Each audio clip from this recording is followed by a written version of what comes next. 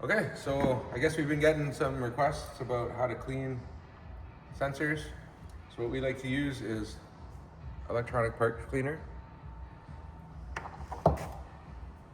a brush with plastic soft bristles, nice and soft. And what you want to do, this one's already been cleaned, unfortunately, but we'll post pictures of ones that aren't.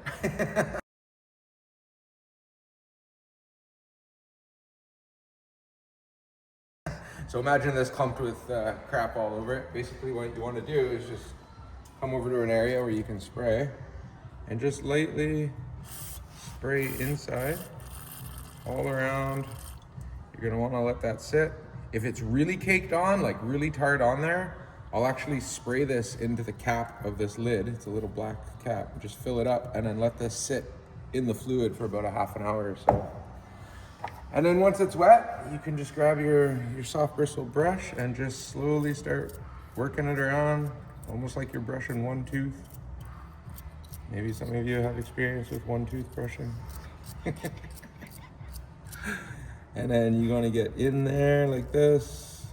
Be very careful, because I don't know if you can see on camera, but there's a little tab inside there. Try and get it. Let me go to the side. Yeah. So as long as you see that in there, and you don't want to push it around or anything, you kind of just want to move the crud off of it. Just moving it like this through the holes. Sometimes you got to do it a few times. So if it's clean like that, then I'll just grab the spray again and I just spray it again. Even this, you can see a little bit of darkness coming off of it right now.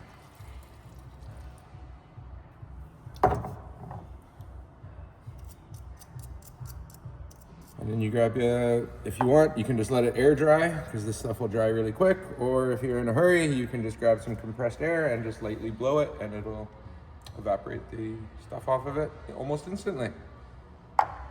Done.